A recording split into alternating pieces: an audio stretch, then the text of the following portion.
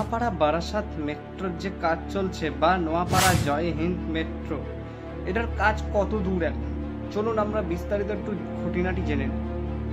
নোয়াপাড়া থেকে জয় হিন্দ মেট্রোতে যে নিকাশিগুলো রয়েছে সেগুলোর সমস্যাও কিন্তু মিটে গেছে। যেগুলো যে জল পাস করা হয় বা জল যায় ওগুলো একটুখানি প্রবলেম ছিল, ওগুলোও কিন্তু মিটে গেছে বলে জানা যায়। কিন্তু জয় হিন্দ মেট্রো স্টেশনে কিন্তু সব কাজই প্রায় শেষ বললেই চলে। সিআরএস এর ট্রায়াল রান, ঠিক আছে, সিআরএস এর যে ছাড়পত্র সবই পাওয়া গেছে, অনুমোদনও পাওয়া গেছে, কিন্তু মেট্রো এখনো চালানো হয়নি।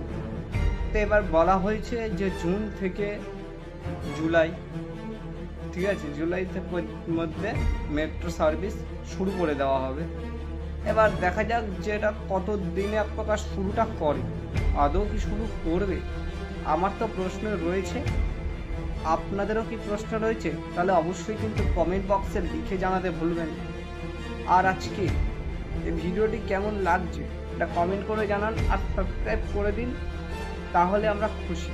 একটা সাবস্ক্রাইবের জন্যই তো আমাদের ভিডিও বানানো। সাবস্ক্রাইবটা করুন আর ভিডিওটা লাইক করুন, শেয়ার করুন, তাহলেই আমরা খুশি পরের দিন ভিডিও নিয়ে আসার জন্য তৈরি থাকব। এখন মূল বক্তব্য হচ্ছে যে কিছু কাজের জন্য হয়তো এখনো পর্যন্ত মেট্রো রেল যে নোয়াপাড়া থেকে বিমানবন্দর, পরবর্তী ধাপে নিউ ব্যারাকপুর, ঠিক আছে, তার পরবর্তী ধাপে বারাসাত পর্যন্ত মেট্রো তো যাবে।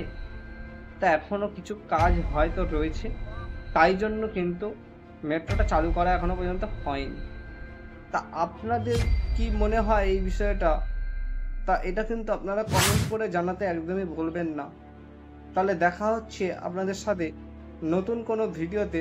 আজকের ভিডিওটি কেমন লাগলো অবশ্যই কমেন্ট করে জানাবেন। তা আমাদের কাছে নতুন কোনো ইনফরমেশান আসলে আমরা আবার এটা নিয়ে ভিডিও বানাবো। তা ভিডিওটা আমাদের লাইক করে দিন।